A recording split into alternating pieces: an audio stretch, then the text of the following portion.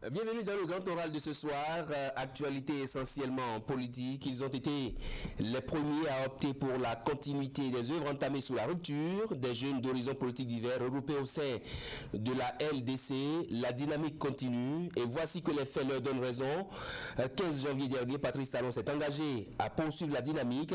Cette dynamique qui rend durable la bonne gouvernance. Cette dynamique de relèvement du niveau de développement économique. Et pour les 15 prochaines minutes, le porte-parole de la dynamique continue, Roland Darefa, à notre invité.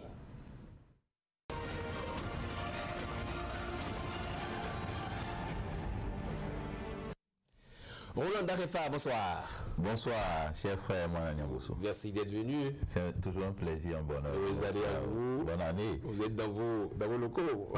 Dans mes locaux. Merci de me recevoir. Roland Darefa. Alors, vous êtes le porte-parole de la dynamique continue. C'est cela. 15 janvier dernier à Djohou, est-ce que vous avez été surpris par ce que Patrice Talon a dit?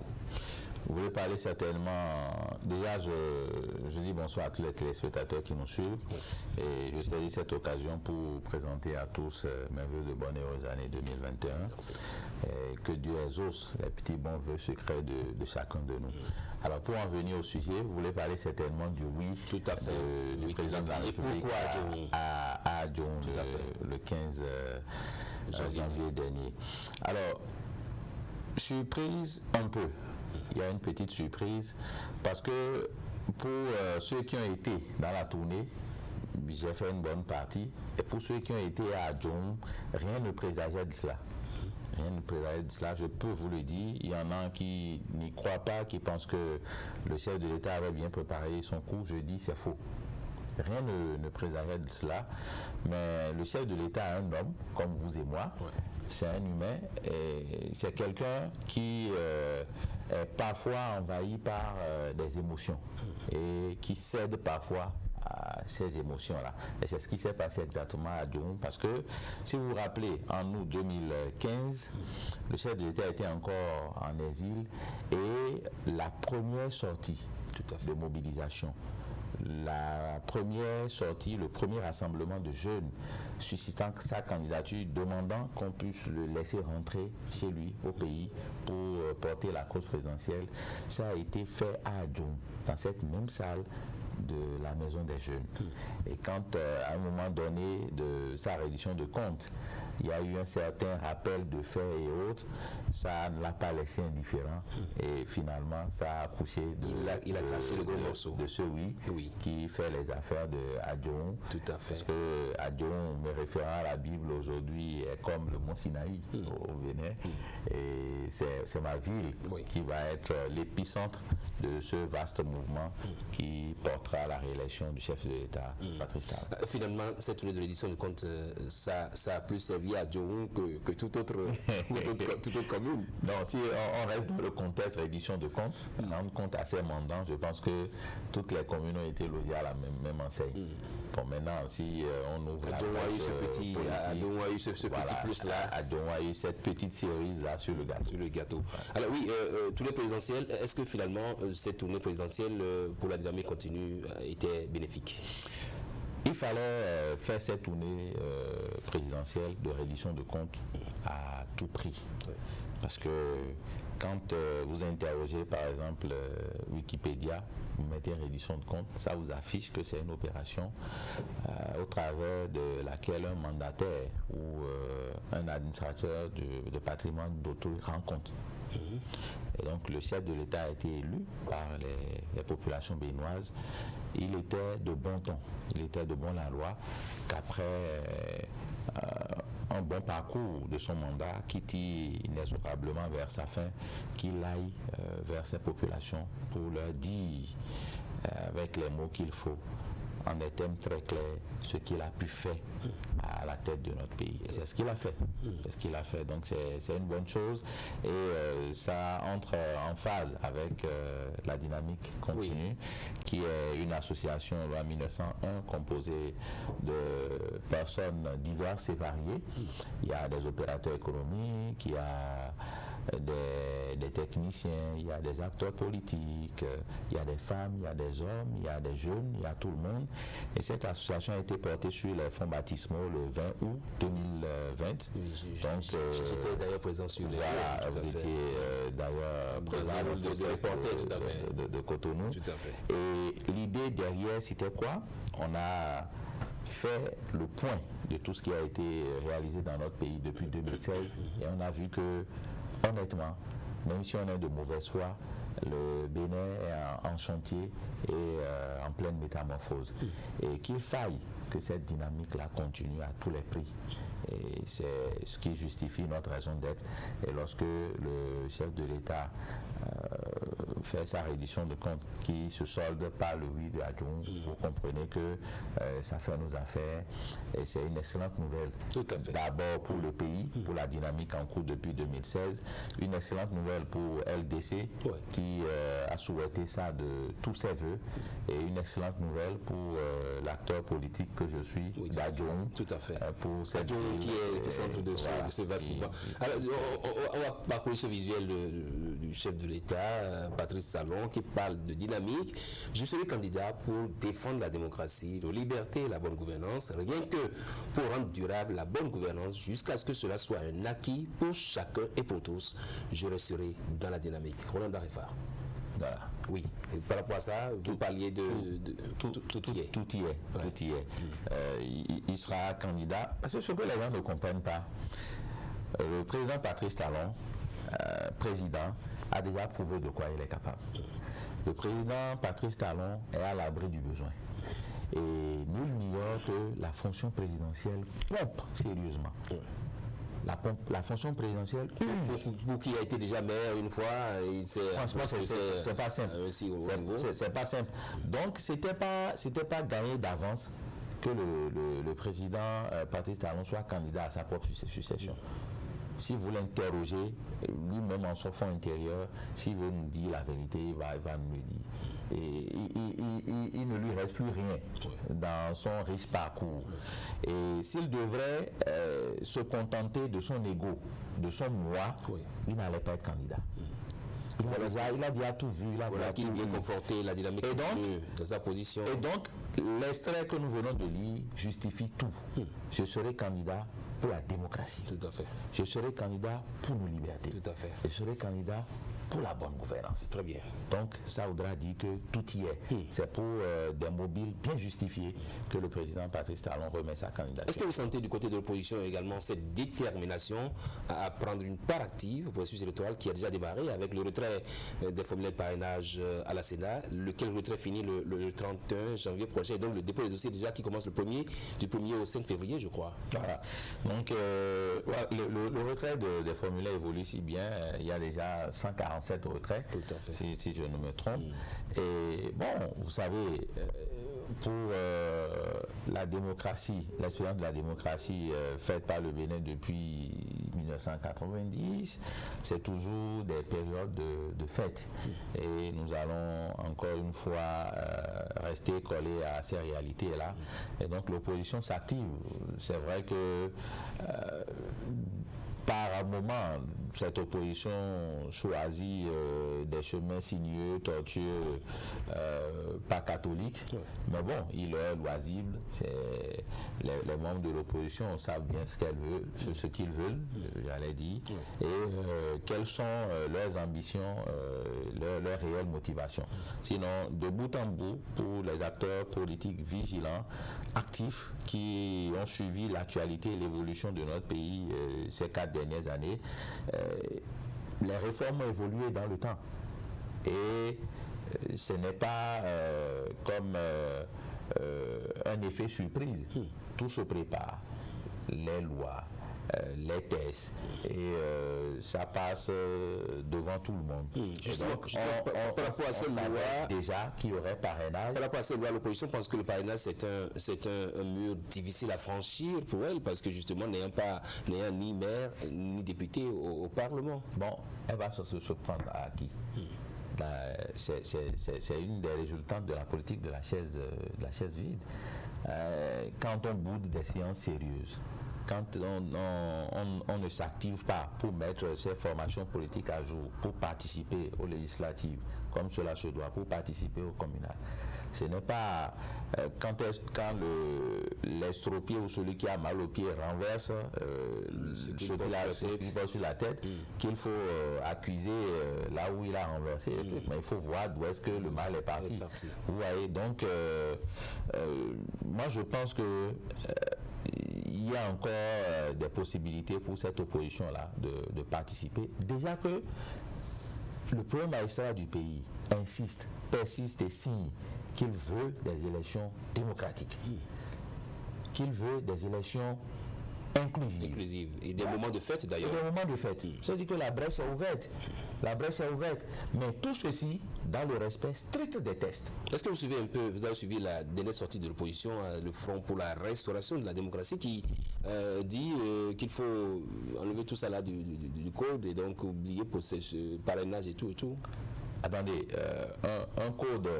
un code, c'est la tasse de thé de quelqu'un pour qu'on se lève un matin et qu'on demande d'enlever du sucre, du café ou de l'eau chaude. Non, mais ça ne se passe pas comme ça. C'est tout un process. C'est tout un process. Et comme je le disais tantôt, ça a été fait, les réformes ont évolué devant tous les citoyens. Et ce n'est pas maintenant que sur certains aspects, ici, on pris un peu tard, qu'ils vont demander qu'on change les règles de jeu en cours de jeu. Donc ça ne se passe pas comme ça. Moi je dis il y a encore des possibilités, ils n'ont qu'à se prendre un peu au sérieux, éviter les intrigues de couloir, les tiraillements inutiles, les attaques personnelles, des polémiques tranchées sur mesure et d'aller dans le vif du sujet. Oui, Patrice Talon, candidat pratiquement de la mouvance. Est-ce que vous voyez cette mouvance même s'unir pour désigner un vice-président? Le consensus, la mouvance à l'épreuve du consensus, non? Ça va se faire, ça va se faire. Vous savez, il y a aujourd'hui les partis de la mouvance qui se réunissent en leur sein pour déjà faire franchir l'étape des primaires à l'intérieur de chaque parti. Passer cette étape-là, on va remettre encore les cartes et on verra bien, parce qu'il y a des profils. Vous voyez, il y a des conditions qui sont bien spécifiées. Tout à fait. Et donc, on verra bien et les responsables verront bien. Est-ce que vous y voyez une difficile entente des leaders qui disent qu'il faut un vice-président du Sud, l'autre un vice-président du Nord, l'autre dit un vice-président qui ne mette pas les bâtons dans les roues au chef de l'État? Il y a beaucoup d'éléments. Oui, c'est de bon aloi. Vous savez, on est des humains. On n'a pas tous reçu les mêmes éducations et des goûts et des couleurs, on n'en discute point. Chacun, sur chaque sujet, aura ses appréciations. Alors, in fine, il s'agira de prendre en considération tout ceci et de checker pour voir ce qui convient le plus, ce qui sera le plus accepté dans l'opinion, parce que tout ceci concourt au bien du pays et c'est le peuple d'abord. Est-ce que vous voyez vraiment la tension qui monte et donc qui montre qu'effectivement nous sommes à la veille d'une élection présidentielle au Bénin? Bien sûr. Vous voyez, ça grouille au sein de tous les états-majors, ça va dans tous les sens et vous aussi, depuis un moment, ce n'est plus de tout repos pour vous. Ça vous bouscule au portillon des votre boss par ici. Bon, donc c'est le moment. Oui. C'est le moment. Et je trouve que c'est une très bonne chose, contrairement à une certaine opinion qui dit que tout est caporalisé, que les gens ne sont pas libres et tout. Ça bouge. Et voilà. Et ce n'est que dans ça que nous allons pouvoir tirer les bons grains de livret. Comment la dynamique continue? Comment cette dynamique-là entend voir continuer l'œuvre en de Patrice Talon et donc aller vers le 11 avril? Alors la dynamique continue, c'est une association 1901 qui œuvre. Et vous avez vu dans le domaine social, voilà, nous faisons beaucoup plus des œuvres sociales, un peu comme pour renchérir ce que le PAG fait, ce que le chef de l'État fait. Nous faisons beaucoup dans le social et aujourd'hui le président nous a laisser les coudées franches, poursuivre dans cette dynamique-là, parce qu'il ne peut pas avoir de développement sans politique. Parce que pour qu'il y ait développement, il faut les réformes, et il faut les bonnes réformes. De la même façon, il ne peut pas avoir de politique sans développement. Et donc, la dynamique continue, se positionne pour qu'il y ait un savant dosage entre les deux concepts, entre le développement et la politique. Nous avons nos démembrements dans les 77 communes, nous avons nos démembrements dans les 546 arrondissements de notre pays. Et depuis, nous avons donné le là, nous avons donné le top. Et au niveau de nos représentants, chacun dans sa localité essaye, dès qu'il y a une opportunité de rassemblement, en lien bien sûr avec le respect des gestes barrières, partage avec la population tout ce qui a été fait durant ces 5 dernières années. Ça veut dire que vous propagez un peu comme la bonne nouvelle. Exactement, aussi, en termes de développement, parce qu'il y en a tellement. Il y en a tellement. Quand vous prenez tous les secteurs, ministère par ministère, au niveau du secteur de l'eau, au niveau du secteur de l'électricité, aujourd'hui, le Bénin arrive à produire la moitié de sa demande en énergie. Et d'ici 18 mois, en me référant au propos du chef de l'État, le Bénin sera totalement indépendant en termes de production énergétique. Il n'y aura plus, comme les gens le disent, de Gauthier. Le secteur de l'eau, pareil. Le secteur du sport, vous voyez aujourd'hui les stades omnisports. Le secteur des infrastructures. Il y en a d'ailleurs un à Lyon, qui ça peut être le pont de Torre-Bamin aussi. Le stade de Lyon. C'est le pont de Torre-Bamin, c'est quoi? C'est la localité qui est Torre-Bamin. Donc, c'est un vrai pont maintenant. Il n'y a plus d'accidents, on ne perd plus nos frères et sœurs. Le stade Adion qui est aujourd'hui en termes d'exécution le premier, en termes de taux de réalisation. Au niveau des infrastructures, asphaltage, au niveau de l'assainissement, et au niveau des réformes aussi structurelles, il y a beaucoup de choses. Dématérialisation par exemple. Vous voyez, au niveau du secteur de la justice, au niveau de la police républicaine. Aujourd'hui, dans certaines localités, vous pouvez laisser votre moto dehors et dormir. Voyez. Parce que la police veille. Parce que la police veille. Parce que cette réforme a marché. Donc, nous, au niveau de la dynamique unitaire, de la dynamique continue LDC, on pense que ça, c'est des acquis qu'il faut préserver à tout prix. Donc, nous sommes positionnés en diffuseurs de ces bonnes informations-là et en mobilisateurs sur le terrain pour que le 11 avril prochain, celui pour qui nous avons retroussé les manches, puisse réaliser un score sans appel. Votre mot de la fin, M. Roland Darefa. Alors, je vous remercie, M. Amand Parfait Anyamboso, pour l'invitation, pour vos nombreuses sollicitudes à l'endroit de notre association La Dynamique Continue. Merci du fond du cœur. Vous avez le remerciement de notre président d'honneur et de tout le bureau. Parfait. Parfait, le président. Il y a le président d'honneur. Aussi, oui. Ah, d'accord. Et puis il y a tout le bureau et les membres. On vous remercie. Je profite. Il y a Messan Diego, j'étais là. Ça montre. Voilà, il était sur vos plateaux d'ailleurs dans une émission Zone Franche. Il y a Messan Diego, il y a l'ancien maire de Porte-Nouveau, Moukara Mousseni, il y a la deuxième adjointe au maire de Calavi. Assez d'acteurs politiques, comme vous l'avez dit. La CA de Porte-Nouveau, Gertrude Dossa, et beaucoup de personnes. Et je vous remercie. Je présente mes voeux à nouveau à tout le monde. Et je demande à nos membres de rester mobilisés comme ils le sont déjà et de continuer tel que nous sommes frayés nos chemins, au soir du 11 avril, qu'on se retrouve pour réellement pour que la dynamique continue. Pour que la dynamique continue. Également, à l'endroit des populations globalement, demander à tout le monde de rester dans la dynamique et surtout dans nos faits et gestes de prôner la paix. Très bien. Parce que nous n'avons qu'un seul pays, nous n'avons que le Bénin. Merci Roland Darefa. Nous sommes vendredi, on va installer la rubrique Voix du Conso.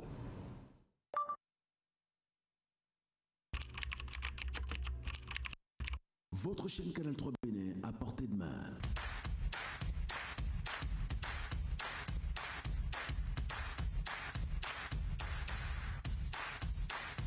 Découvrez Suivre désormais depuis votre smartphone ou tablette toute l'actualité nationale et internationale, vos émissions préférées de la chaîne Canal 3 en live 24/24, où que vous soyez, à travers son application disponible en téléchargement libre sur Play Store. Canal 3 est sur le www.canal3télévision.com. Vous êtes les bienvenus. Canal 3, la passion de l'image.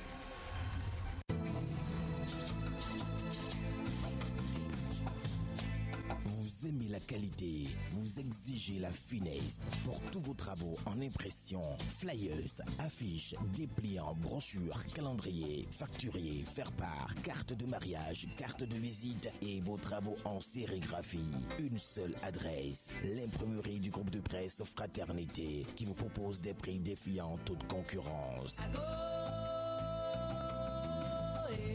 Imprimerie Fraternité, c'est une équipe dynamique avec du matériel de dernière génération capable de vous produire en quantité, qualité et avec célérité. Imprimerie Fraternité, nous sommes situés à Ménotin dans l'avant de la station Sonacop. Contact 97 60 79 34 95 34 10 47. À l'imprimerie du groupe de presse Fraternité, la qualité est garantie.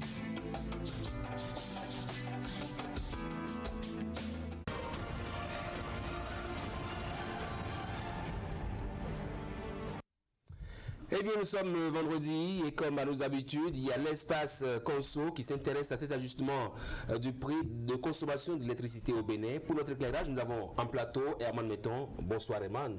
Bonsoir monsieur Herman Maniaboso. Bienvenue sur le plateau. Merci. Vous êtes le président de l'association Bénin Conso et Droits de l'Homme. C'est bien cela. C'est bien cela. Alors vous étiez la fois dernière de la partie. On vous a vu d'ailleurs prendre une part active à cette séance à la SBE. Dites-nous comment ça s'est passé. Comment vous avez été appelé à cette séance? Bon, les associations de consommateurs ont été appelées pour une rencontre avec les responsables de la SBE. Et c'est au cours de cette rencontre qu'on nous a annoncé l'augmentation des prix du kilowattheure. Mais c'est une nouvelle qu'on a accueillie avec tristesse et désolation.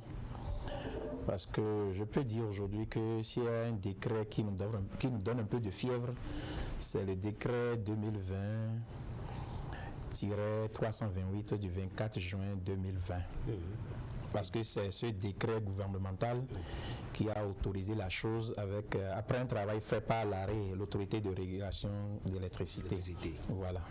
Donc on nous a annoncé que à partir des prochaines factures, les consommateurs d'une tranche donnée vont constater d'une tranche donnée. Ce n'est pas encore toutes les tranches. La catégorie sociale, fort heureusement, n'est pas touchée. Elle reste intacte. Lorsque vous êtes à moins de 20 kWh, les 78 francs vous seront toujours appliqués. C'est au-delà de ça que les autres catégories ont vu une augmentation qui vont prendre effet à partir des prochaines factures qui seront distribuées. Est-ce qu'à l'issue de cette séance, vous avez réussi à comprendre réellement pourquoi une telle augmentation? Vous avez dit pour une certaine tranche, pas pour toutes les tranches. Exactement. Bon, ça a été expliqué par le DCC, le directeur commercial et de la clientèle, comme quoi le domaine a besoin d'investissement et pour qu'on ait un confort en matière d'énergie, il va falloir réagir les choses et aller à la vérité, à la réalité en ce qui concerne les prix. Et c'est ce qui est à la base. Mais nous nous sommes dit, lorsqu'on a besoin d'un confort en matière d'énergie, effectivement, il y a des sacrifices à faire. Parce qu'il y a de cela 10 ans, on était encore à une rencontre, c'était avec le DG Godfrey Tchekete, et à l'époque, c'était une augmentation de 10 francs, je crois, sur le kilowattheure. Et on nous avait dit, lorsque les consommateurs vont faire ce sacrifice, vous allez voir, la qualité sera améliorée, vous aurez de l'énergie en quantité et en qualité. Mais on a constaté après, M. Herman Maniaboso, vous êtes dans le pays 2012, 2013, 2014, ça a été le désastre. Au point où il y a eu une rencontre à la présidence avec l'ex-chef d'État, le président Boni, où nous, association de consommateurs, nous responsables qui étions présents à cette salle, à la présidence, au palais de la présidence, on a dit au chef de l'État que dans ce domaine, les choses n'ont pas bougé. Mais heureusement que cette fois-ci, ils ont anticipé.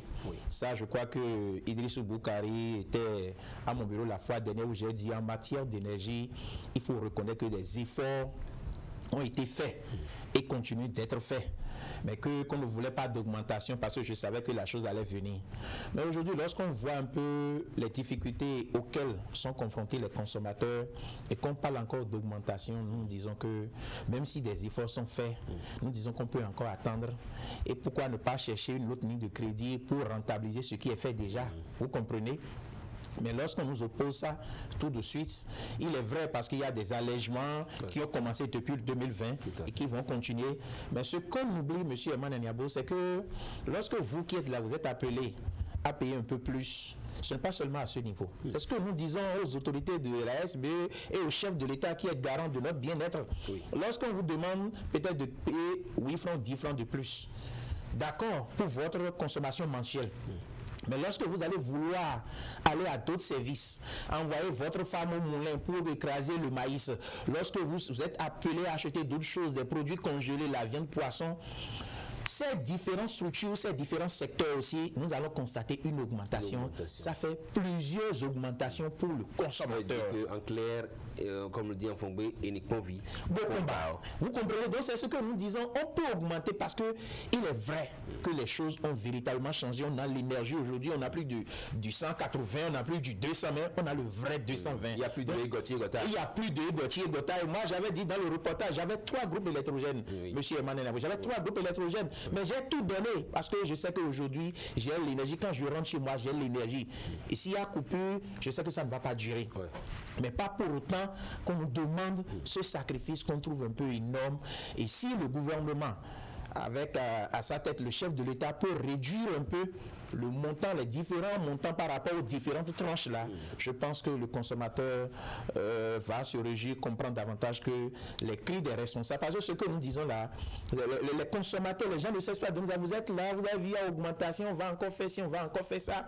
Mais on essaie de leur dire, parce qu'ils comprennent aussi qu'effectivement, il y a eu changement vraiment qualitatif et on constate, c'est visible, ça c'est vrai. Mais l'augmentation, et puis parfois je me demande si ce sont les exigences qui sont aussi fortes pour qu'on ne puisse pas peut-être attendre un peu parce qu'il y a une échéance qui s'approche. La qualité aussi appelle quand même quelques sacrifices. Quelques sacrifices, nous sommes d'accord. On ne peut pas venir ici pour dire qu'on ne veut pas faire de sacrifices. Sinon, nous allons retourner à ce qu'on vivait. Délestage, la qualité ne sera pas ce qu'il faut. Vous comprenez? Donc il y a des milliards qui sont investis, nous sommes d'accord. Mais vous aurez souhaité qu'on attende l'échéance passer. Vous savez, la présidentielle approche. Regardez comment le chef de l'État a été accueilli dans les 77 communes.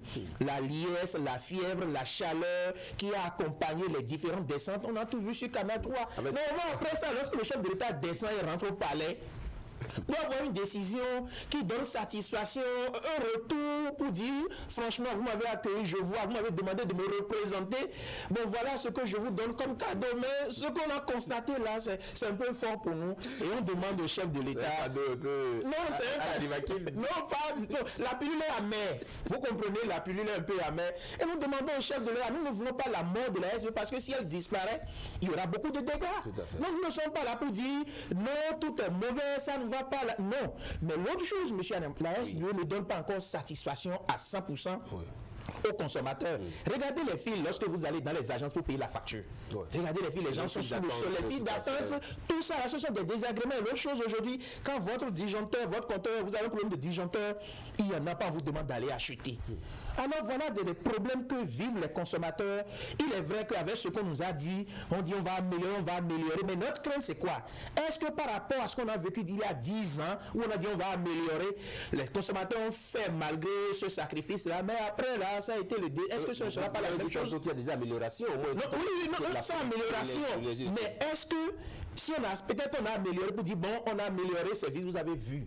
Mais la suite, est-ce qu'ils ne vont pas s'arrêter? Nous pensons qu'avec ce gouvernement, ce ne sera pas le cas. Mais il va falloir que le chef de l'État ait un œil particulier sur ce secteur-là pour que l'augmentation ne passe pas comme une lettre à la poste et qu'après là, qu'on soit encore dans les vieilles habitudes avec les problèmes que nous avons, les problèmes quotidiens que rencontrent les consommateurs. Et moi, mettons, est-ce que c'est déjà bien que le gouvernement vous associe à une telle démarche? Et ce sera votre mot de la fin.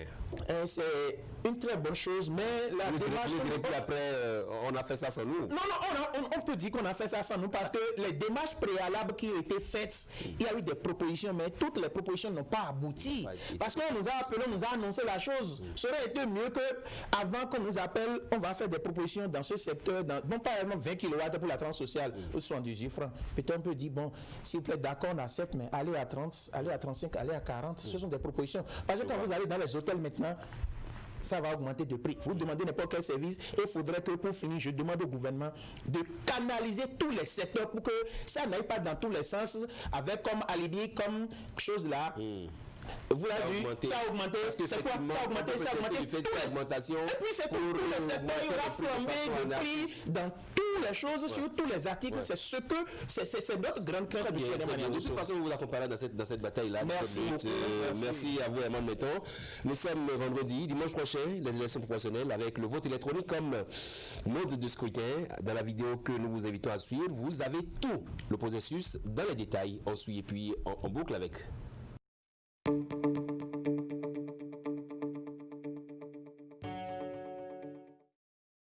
Vous êtes employé du secteur privé ou agent de l'État. Bienvenue sur la plateforme qui vous permet de choisir vos représentants en quelques clics. Pour voter, il vous suffit soit de cliquer sur le lien contenu dans le message qui vous a été envoyé, soit de taper dans votre navigateur l'adresse www.electionprofessionnelle.bj. Vous serez redirigé vers la fenêtre « Identifiez-vous ».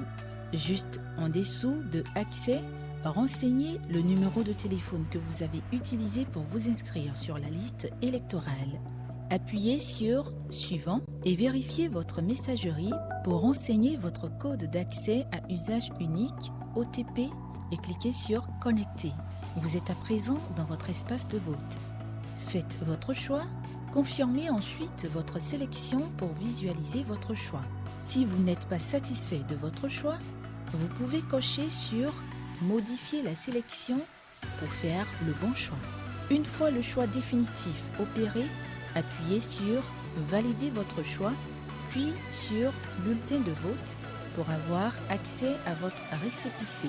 Conservez-le car vous pourrez vous en servir pour vérifier la prise en compte effective de votre vote après les élections. Félicitations! Vous venez de choisir définitivement la confédération ou centrale syndicale susceptible de vous représenter. Attention! Le site ne sera officiellement ouvert qu'à partir du jour de vote. Pour toute préoccupation, veuillez nous contacter sur le numéro +229 21 30 66 54 ou écrivez-nous sur senbenin@gouv.bj.